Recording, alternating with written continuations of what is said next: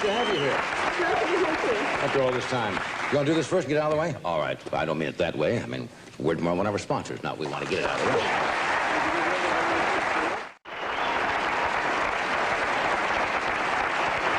Do you know when you were on this first time you were on the Tonight Show? It was a long time ago. It was July, I found out, of 1969. I don't think either one of us should admit to that. Yeah, July 69. Do you remember it at all? I remember it a little bit, yeah. Do you remember what you sang, even? I don't remember what you sang. I think I remember I wore a striped dress. Yeah. That's about the only thing I can remember. Why has it been 14 years? Did we do something wrong? Did we do a thing called Believe It or Stuff It at all? We're a little afraid of television because of the music, and I understand your sound guys were here until all hours last night trying to make that so that it would accommodate rock and roll over there a little bit more realistically. It is a problem. To us, it sounds incredible. I mean, we sounded like little ants playing tiny little ant amplifiers on little ant guitars. You know, right. It was very small sounding. Yeah, because the setup that you travel with is tremendous, right? It's very large, to set it up in a TV studio is difficult? Mainly? Well, it's hard to duplicate the sound. Rock and roll is based on amplified sound, and it's got to be real big to distort and hurt your ears, you know. Right. It has to hurt to be good, it's right? It's supposed to intimidate you. Yeah. I don't know. I can't. Music is so strange. I don't understand it anymore, I must confess. Where do you think the music is going? Do you like what you hear nowadays? I like it now. This week I like it. I was really worried because music is such an... Last Wednesday was a lousy day for music.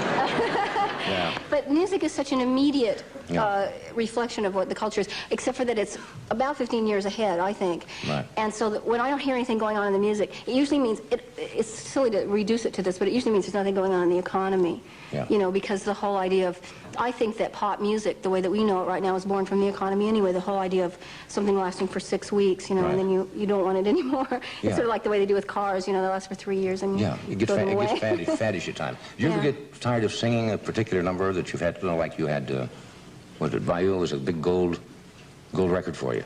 I know Sinatra says if he has to sing My Way one more time, or even New York, New York, he's going to go crazy. Oh, I like him when he sings New York, New York. Yeah.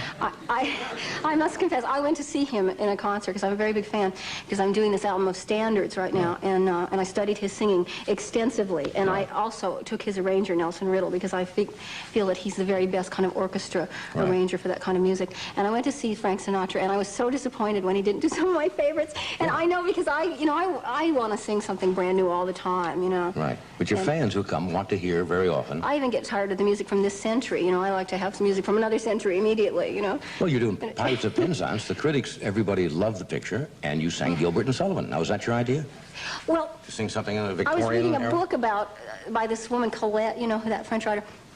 It's a book called The Vagabond, and it was about this girl who was a music hall performer, and she went all over the world, and she had this dog and this boyfriend, and she did all this. She did art. She was an artiste. And I thought, well, that's sort of like me. You know, she had the same kinds of problems that any itinerant performer has. And so I got this idea that I wanted to sing in a beautiful little theater that was, I love architecture. I wanted something with good architecture instead of a boxing arena. And so, because it's not very inspiring, you know. Or a gymnasium or you something, make a statement, it sounds like you're calling out the scores, you know, if you say anything. I haven't talked on stage for years because I feel like a sports announcer, you know. Right.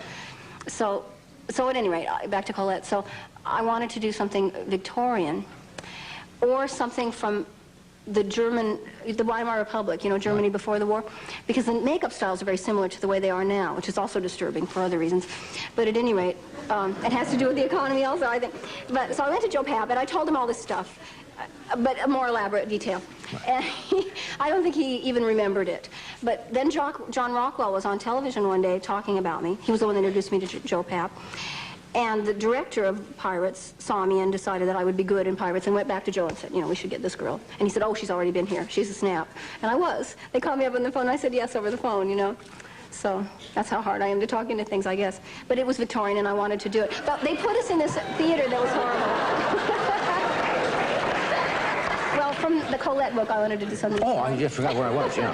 They put us in the Eurus Theater, which is this huge theater. It was built in the 50s, and it just ruined everything. But it was the biggest theater they had, so.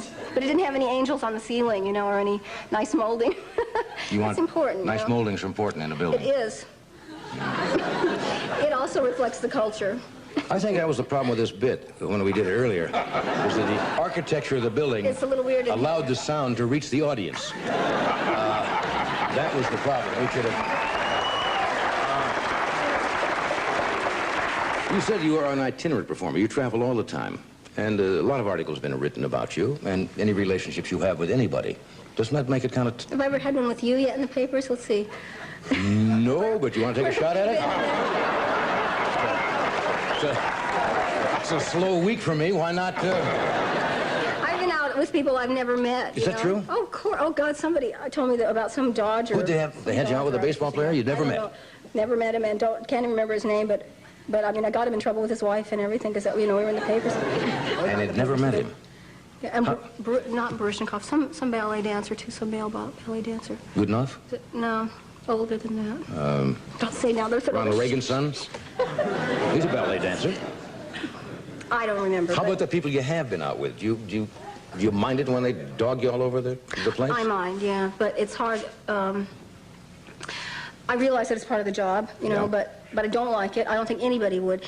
It's hard to be spontaneous, after they make things up about you. It makes the guy feel weird and makes me feel weird. This probably sounds like a fan magazine question, but what kind of gentleman do you prefer? Well, I mean, oh, I don't know, smart and honest, I suppose, just for starters. Is this possible? Yeah. I'm a sucker for musicians, I have to say. I just love music, so I know. I've already looked over there. I've been looking. Any honest musicians over there? I just wonder. I know it's a silly question, but it's a very certain guy. I suppose, being in the business, musicians are fun to be with, right? I don't know, but music has ruled me ever since I was little. Yeah. My father was a good singer. Maybe that has something to do with it. He always loved music. There was always music in the house. Right. It's what I remember from the very earliest. It was something that was very completely incorporated into what we did. It was never a job. It was something we did when we washed the dishes. We sang at the dinner table. Right. What would you ever consider what you might do if you didn't sing? What you might like to do? I'd have to milk cows or sell hot dogs on the street. I don't know how to do anything else. Really? I would like, when I think about singing, getting tired of stuff, you have great eyes, you know that? Thank you. Yeah. She does. It's nice to get a compliment. It always makes me feel good. Yeah, but you do. You have sensational eyes. Well, if you want to talk, you have to stop saying things like that because you make me nervous. I forgot what I was going to say. You can ask me another question if you want. I'm just looking for... Or give me another compliment. I won't mind. You have nice legs, too. Nice legs.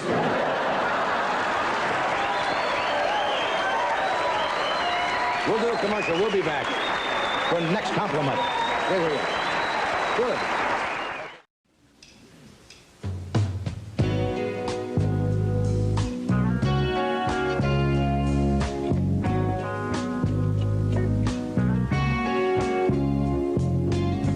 I heard some talk around this town. Talk about you and me.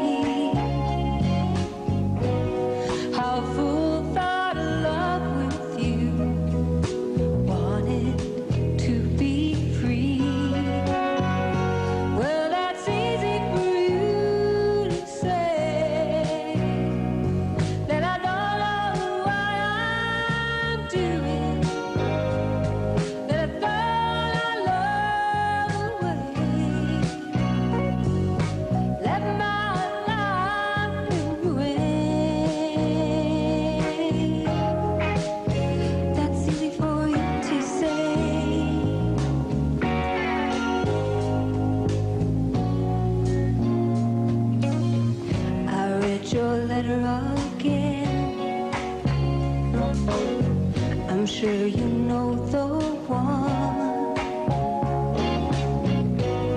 Goodbye, you said like a coward. It'll be better in the long run.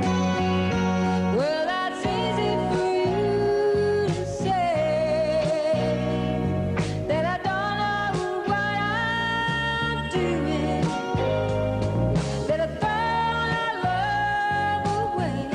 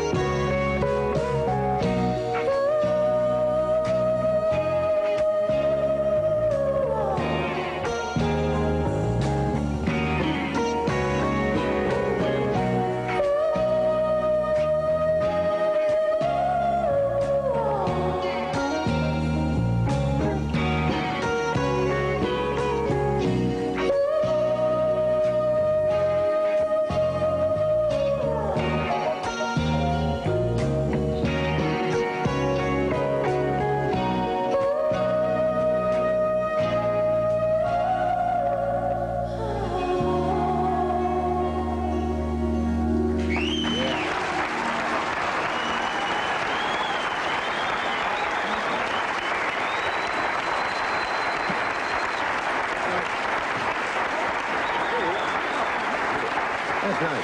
Thank you. We'll take a break. We'll be right back.